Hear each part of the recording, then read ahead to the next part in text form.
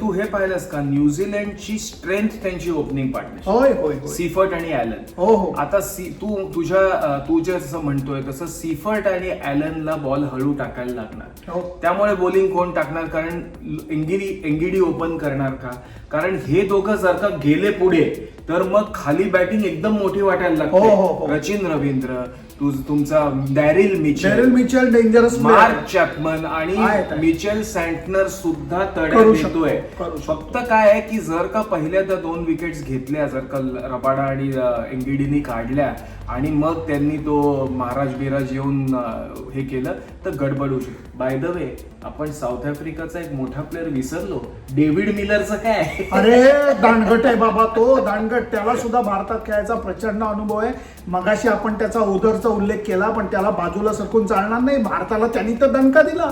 आमची मतं आम्ही मांडली, तुमची मतं काय आहेत हे आम्हाला नक्की कळवा.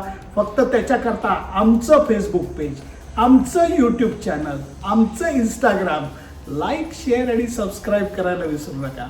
Bye bye.